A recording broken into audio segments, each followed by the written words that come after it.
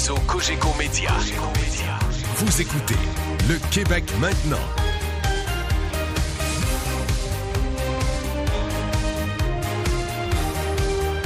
Votre point de repère. Le Québec maintenant. Avec Philippe Quentin.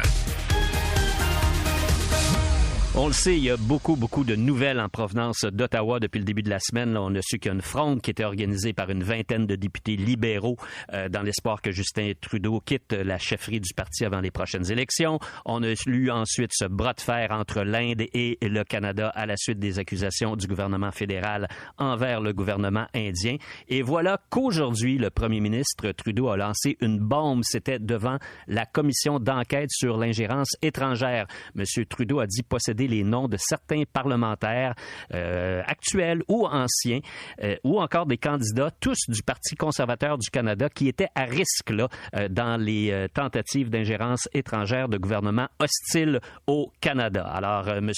Poilievre, Pierre Poilievre, le chef du Parti conservateur, a répliqué en disant que Justin Trudeau mentait et il le met également au défi de nommer ces députés ou candidats conservateurs qui auraient potentiellement été à risque dans les cas d'ingérence étrangère. Alors, comment analyser toute cette situation? J'en discute avec Alain Reyes. Alain Reyes est député à la Chambre des communes. Il est un député indépendant de Richmond-Arthabasca, mais il est aussi, on s'en souvient bien, un ancien membre du Parti conservateur. Monsieur Reyes, bonjour. Bonjour. Monsieur Reyes, comment vous avez réagi aux accusations de Justin Trudeau aujourd'hui? Sincèrement, je pense comme tout le monde, j'ai été extrêmement surpris de la déclaration qu'il avait fait. Personnellement, je suis pas juste surpris. Je pense que c'est extrêmement maladroit, puis je pense que ça a été fait de façon partisane. Et j'ai vraiment le sentiment que là, maintenant, les questions vont venir, le contre-interrogatoire va se produire et l'élastique va peut-être lui péter dans la face parce que de cette histoire-là d'ingérence étrangère, là, pour les gens qui écoutent en ce moment, là, ça fait plus d'1 an que c'est sur la sellette à Ottawa. Là, on ne suit pas nécessairement ça à tous les jours là, de notre salon, mais ça fait depuis septembre 2023 que la commission est en action. Cette commission-là, elle a été générée à cause de fuites qui ont été rendues publiques dans différents médias disant qu'il y avait de l'ingérence étrangère. Et à ce moment-là, moi, je me rappelle être assis à la Chambre des communes et entendre Justin Trudeau à plusieurs reprises répéter que ça n'existait pas, que c'est de la fabulation, qu'il n'y en avait pas. Puis le premier rapport préliminaire a spécifié qu'il y en avait. Ça ne mettait pas en cause notre système électoral, mais qu'il y en avait. Puis là, Justin Trudeau qui lance ça. Je lisais moi aussi la déclaration du chef de l'opposition, Pierre Poilievre, puis il met au défi de nommer les noms. Donc, j'ai hâte de voir ce que va faire Justin Trudeau pour la suite. Là. Bon, vous dites que c'est maladroit, mais d'un autre côté, M. Reyes, si Justin Trudeau possède effectivement ces noms-là, il y a tout lieu de le croire. Là, Nathalie Normando le faisait remarquer un petit peu plus tôt dans l'émission. Quand il a témoigné aujourd'hui, il a témoigné sous serment. Là. Il est obligé de dire toute la vérité. Donc, il y a manifestement des noms qui sont dans ces rapports-là. Bon, j'entends ce que vous dites, puis honnêtement, je pense qu'il y a quelqu'un quelque part qui ment, là, je sais pas qui, puis je sais pas qu'est-ce qui dans ce qui a été dit, il y a un bout là qui peut être interprété de différentes façons, mais moi j'ai bien entendu aussi la chef du Parti vert qui a accès aux informations parce qu'elle a demandé, elle a prêté serment pour avoir accès à toute l'information, ce que Pierre Poilievre a refusé de faire sous prétexte qu'il veut pas être bâillonné par la suite de sa liberté de poser des questions. Jagmeet Singh, le chef du NPD aussi, je les ai jamais entendus dénoncer ce fait-là, ayant eu accès eux aussi aux différents rapports et aux informations. Je trouve ça spécial que Justin Trudeau aujourd'hui garoche ça dans l'espace. Mais est-ce que vous pensez qu'il invente ça? Je sais pas qu'est-ce qu'il invente pas, parce que c'est rendu tellement toxique au Parlement, puis il y a tellement d'informations qui sont envoyées à demi-mot, sans aller plus loin. Il parle de conservateurs. Est-ce qu'il fait un amalgame des conservateurs provinciaux fédéraux? Est-ce qu'il inclut les sénateurs dans tout ça? L'autre bord, vous me dites ça, puis là, j'entends Pierre Poilievre qui dit de son côté, donnez-les les noms. Il y en a pas peur à ce moment-là. Donc, je me dis, il y a quelqu'un quelque part qui dit pas la vérité ou en tout cas qui fait de l'aveuglement volontaire. Et oui, j'ose croire, là, je vous le dis, là, de mon âme et conscience, puis j'essaie pas de prendre la défense d'un ou l'autre, je suis comme tout le monde, là, j'entends ça, puis ça fait comme, wow, qu'est-ce qui se passe là, tout d'un coup, après 18 mois, Justin Trudeau qui nous parle de députés conservateurs, et moi, je peux vous dire que quand j'étais dans le Parti conservateur, on a dénoncé l'ingérence qui s'est faite, puis il y en a eu qui ont été reconnus là, pour une investiture d'un député libéral où le consulat de la République populaire de Chine avait rempli des autobus d'étudiants étrangers. Oui, le cas de Han Dong. Exactement. Donc, il y en a eu des cas chez les libéraux de ce type-là. Ça, Justin Trudeau ne les met jamais en évidence. Le fait qu'il y a eu qu'il a retenu pendant des mois les demandes du SCRS de faire enquête sur différents dossiers.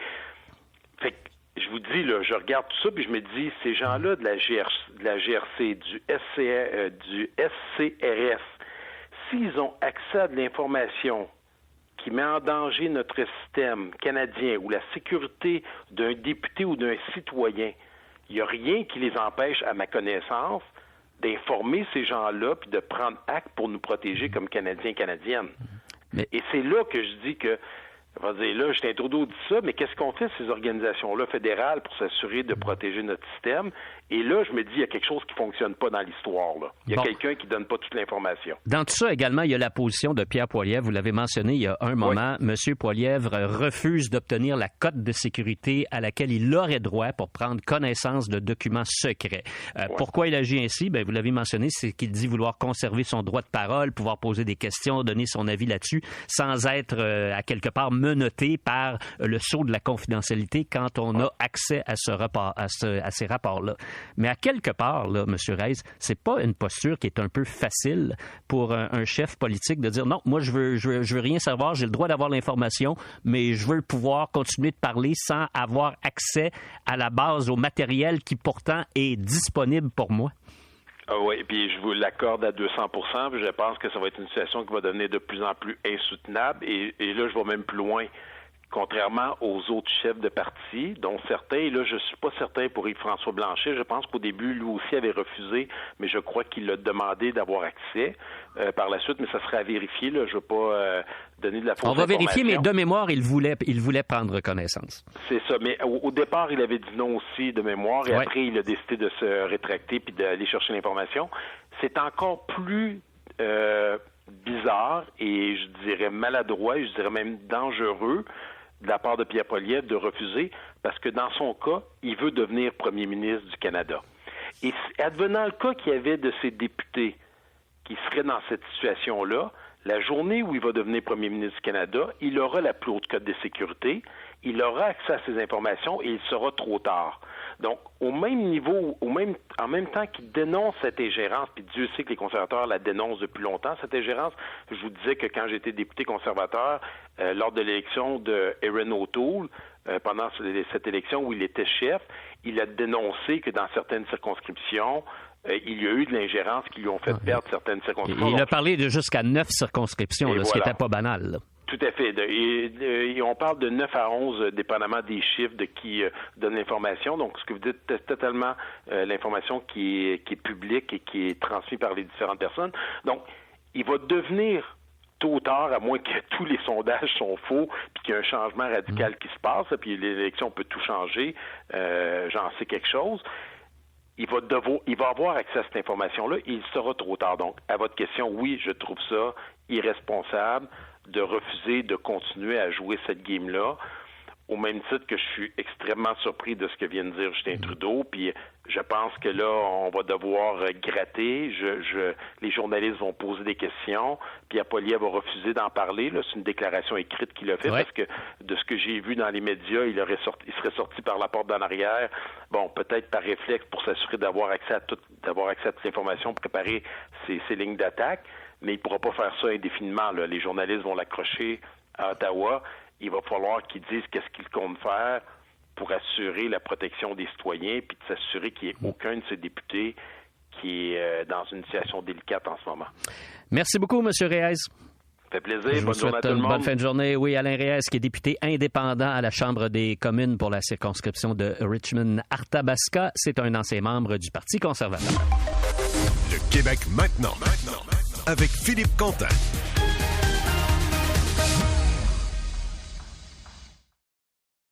réseau Cogeco Média. Vous écoutez Le Québec maintenant avec Philippe Quentin. On est le 16 octobre et c'est un triste anniversaire là, pour beaucoup de gens qui restent dans le quartier centre-sud de Montréal. Il y a 2 mois aujourd'hui, donc le 16 août, on s'en souvient, un bris d'aqueduc qui a créé un immense geyser dans le quartier centre-sud de Montréal, là, dans le coin où est installé beaucoup de médias, où sont installés beaucoup de médias. Radio-Canada est là, RDS, Nouveau, CTV, bref, des résidences, des commerces ont été inondés. Et parmi les gens qui ont été carrément des victimes de ce bris d'aqueduc, eh bien, il y a Julien Morin. Julien Morin qui fabrique la moutarde qui s'appelle La Morin. Et on lui avait parlé à ce moment-là. Il nous avait dit combien c'était une situation catastrophique pour son entreprise et lui. Eh bien, 2 mois plus tard, M. Morin n'a toujours pas reçu d'aide concrète de la Ville de Montréal. Il est avec nous pour en discuter. M. Morin, bonjour. Bonjour, M. Quentin. M. Morin, dites-moi, à quoi ressemble votre lieu de travail aujourd'hui, l'entrepôt où vous exerciez vos activités? Écoutez, on était au 2000 rue Notre-Dame et là, ils vont tout démolir, le premier étage. On a reçu un préavis de 48 heures qu'il fallait quitter les lieux, donc ça a été très rapide. Il a fallu qu'on déménage, qu'on se trouve un local très rapidement. Ça a été vraiment difficile. On n'avait pas eu d'aide, donc on était la famille, les amis, on a loué des camions, on a fait 25 voyages de camions pour transférer une vingtaine de tonnes qu'on a dû trier. Donc, dans les 2 derniers mois, on a travaillé très fort pour trier, garder ce qu'on pouvait garder, puis jeter la plupart des choses qu'on a ramenées. Bon, est-ce que vous avez trouvé d'abord un nouveau local? Est-ce qu'il est loin du premier?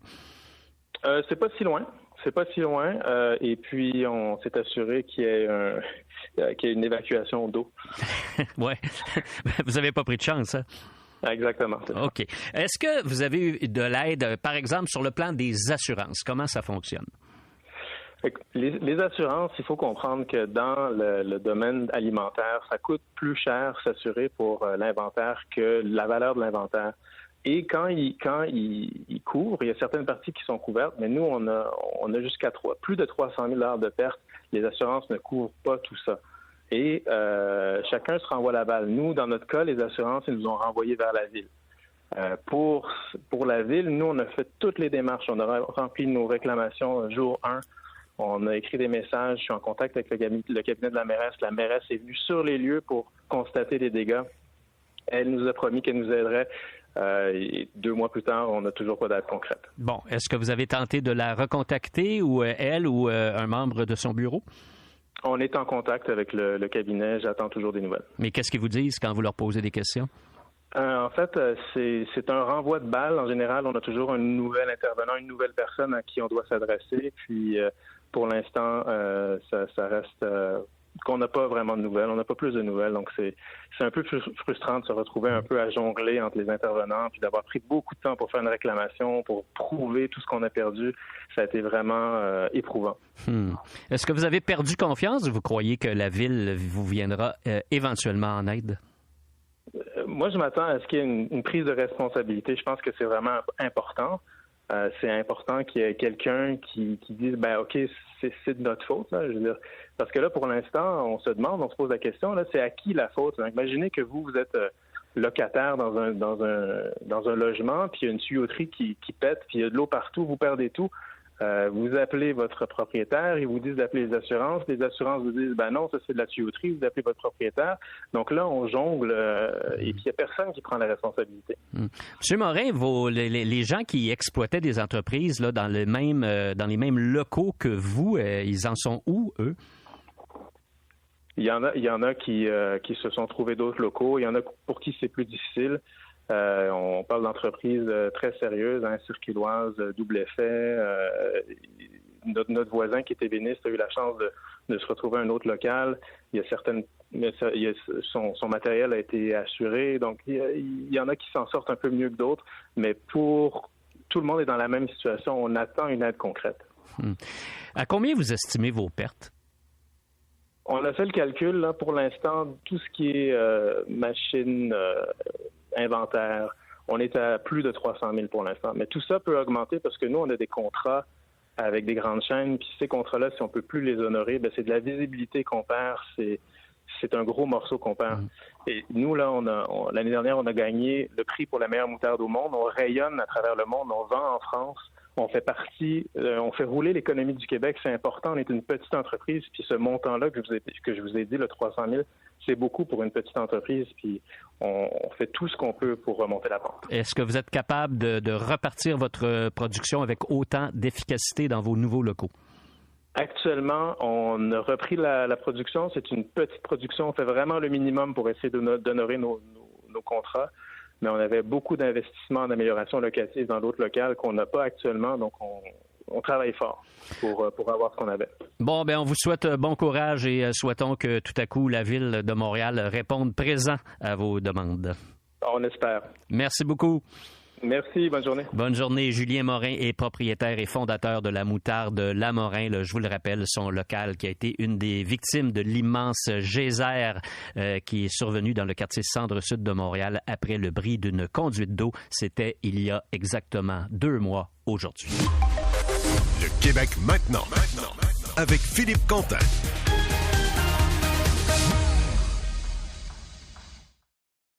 Au réseau Cogeco Média. Vous écoutez Le Québec maintenant avec Philippe Quentin. My name is Eric Menendez. My name is Lyle Menendez, calling you from Donovan Correctional Facility.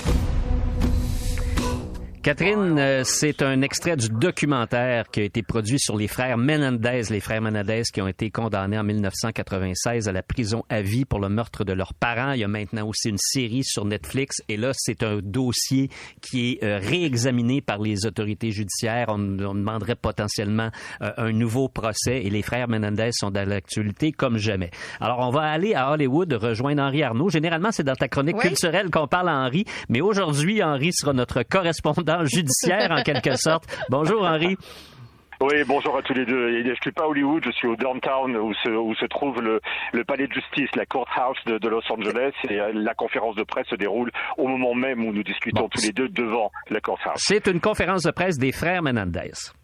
Pas des frères, de la famille. Pardon, de la famille. Oui. Ouais, et c'est pas vraiment quelque chose de fascinant et d'émouvant, car on a là, bien sûr, les avocats, mais on a plusieurs dizaines, je pense, plus de 25 personnes qui sont des cousins, la tante, enfin vraiment des gens de la famille qui sont tous là pour réclamer que ce procès soit réétudié et que les deux frères soient libérés avant la fin de l'année.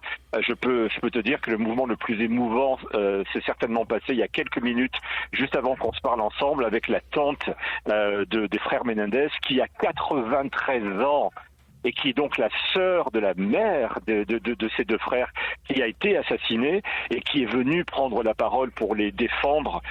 C'était vraiment un moment poignant.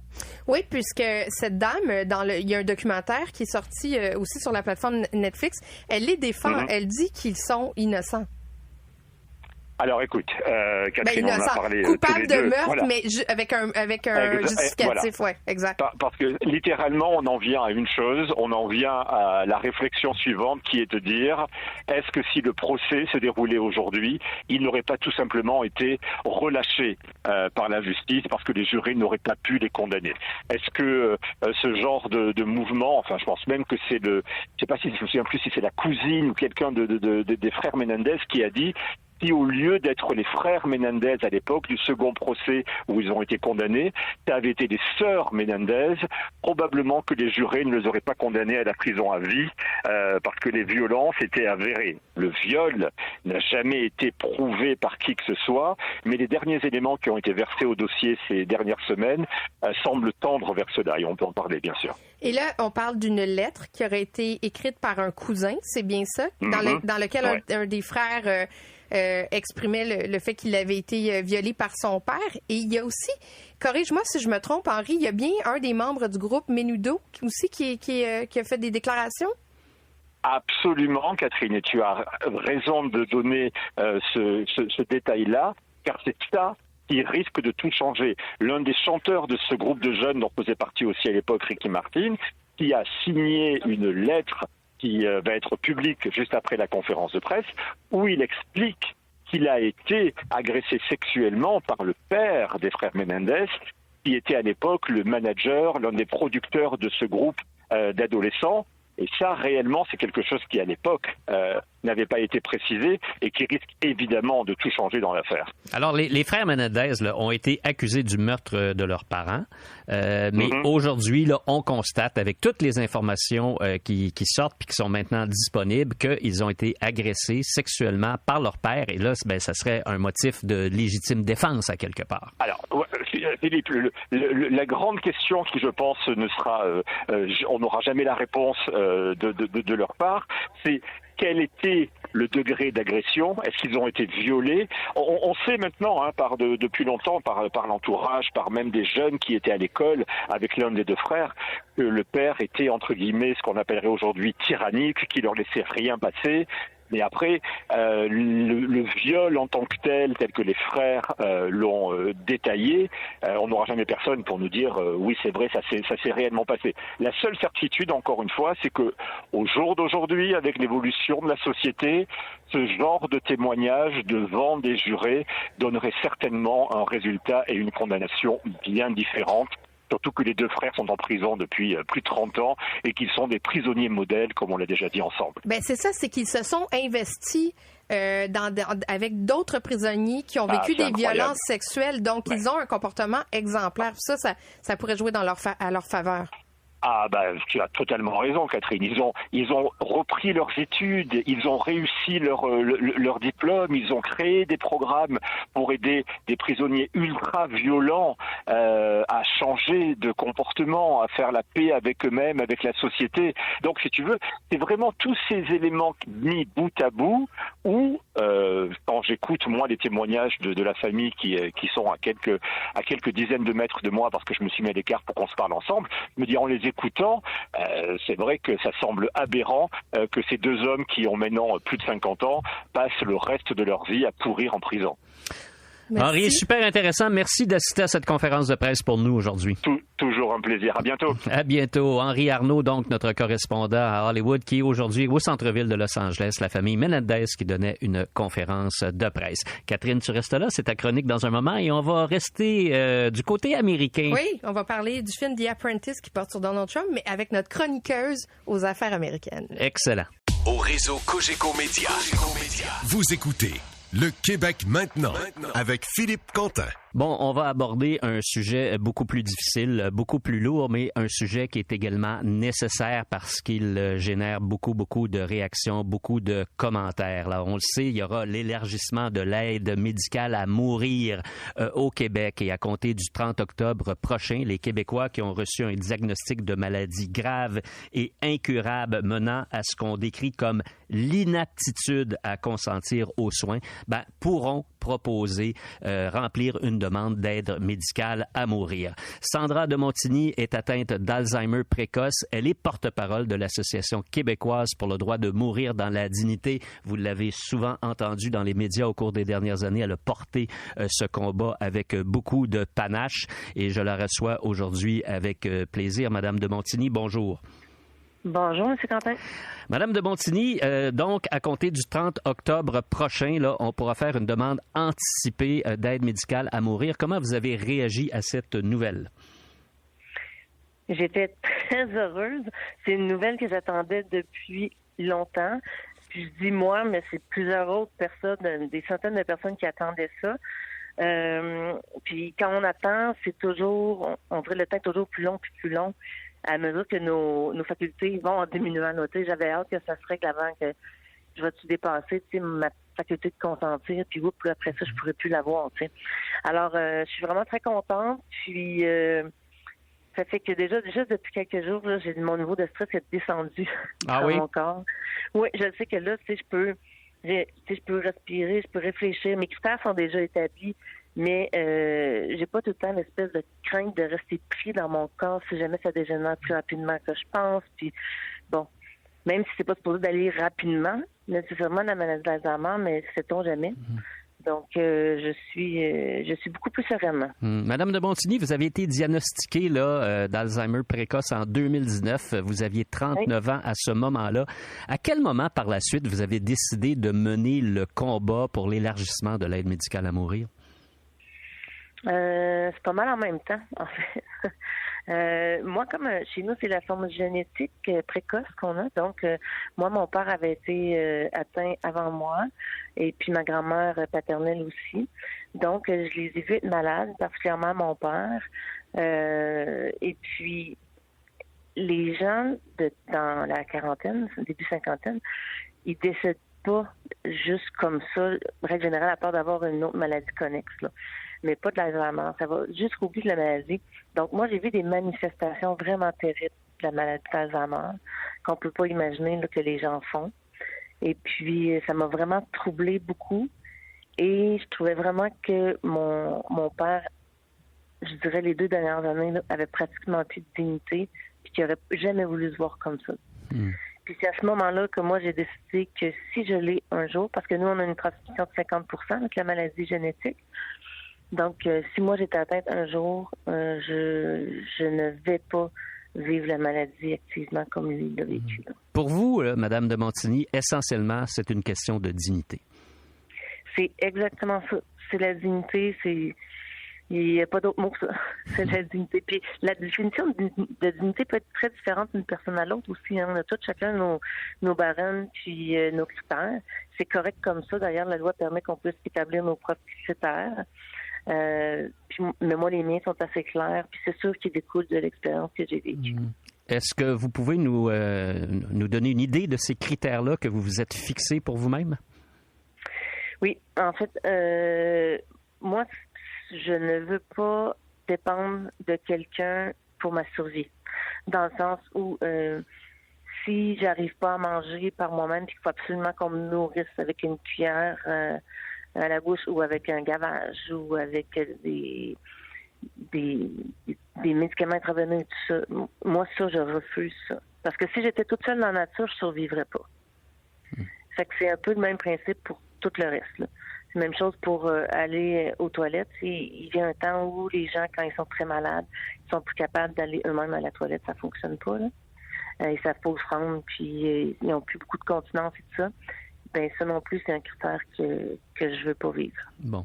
Là, on apprend aujourd'hui que beaucoup de gens disent que le système de santé ne sera pas prêt le 30 octobre là, pour accueillir potentiellement de nombreuses demandes.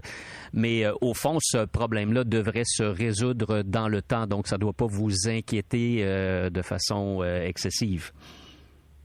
Mais moi, personnellement, ça ne m'inquiète pas. Dans le sens où moi, j'ai déjà un suivi avec 2 médecins depuis quelques années, spécifiquement pour ça, pour les démarches d'aide médicale à mourir, donc pour suivre les critères et tout ça, les réflexions. Je sais que moi, personnellement, je pense pas que j'aurais de problème, mais de toute façon, c'est pas pour tout de suite pour moi. Mais c'est sûr que si tout le monde arrive en même temps, le 30 octobre, il va peut-être falloir qu'il y ait un petit délai. Mais encore là, je pense pas que ça va être des délais qui vont durer des mois non plus, là. Comment allez-vous actuellement? Mais c'est sûr qu'aujourd'hui, après la belle nouvelle qu'on a eue récemment, je vais très bien. C'est sûr que par rapport à la maladie, j'ai de plus en plus de gros défis. Il y en a qui commencent à être difficiles, qui me donnent la difficulté que je pleure ou que je me fâche. Ou que bon, je vais vous donner un exemple. Ma mémoire à court terme est vraiment, vraiment pas bonne. Puis ça paraît pas, mais c'est très utile une mémoire à court terme. Alors, et là, je suis chanceuse, vous m'avez posé des questions, puis rapidement, j'ai été capable de répondre. Mais il suffit qu'entre la fin de votre question, puis que moi, j'ai une pensée pour mon chat qui est en haut, mettons, ben là, je perds mon idée, puis c'est fini. Je sais plus. Je sais plus de quoi je parle, j'en ai plus aucune idée. Puis c'est comme ça, mais des dizaines de fois par jour, là. Puis ça, je trouve ça difficile. Je me répète souvent. Je peux répéter la même chose 3-4 fois dans la même journée. Puis souvent, je m'en rends compte juste parce que je vois le visage des gens. Je dis, oh, je l'ai déjà dit, ça. Hein? Puis là, mon conjoint dit, ouais, ça fait déjà 3 fois, là. Ah, excuse. Ah, c'est difficile, Madame de Montigny. Ben, écoutez, vous avez mené un combat absolument exemplaire au cours des dernières années, malgré la maladie. Je pense que beaucoup de Québécois vous en sont extrêmement reconnaissants. La législation vient d'évoluer dans le bon sens, je pense. Alors, bravo pour cet engagement. Merci beaucoup. Merci. Au revoir. Vous êtes très gentil. Merci beaucoup. Merci d'avoir été avec nous aujourd'hui. C'est un plaisir. Bonne journée. Sandra de Montigny, qui est atteinte d'Alzheimer précoce et qui mène le combat pour l'élargissement de l'aide médicale à mourir depuis plusieurs années maintenant. Et on le sait, les mesures législatives ont été adoptées à compter du 30 octobre. Un plus grand nombre de gens pourront faire une demande anticipée d'aide médicale à mourir.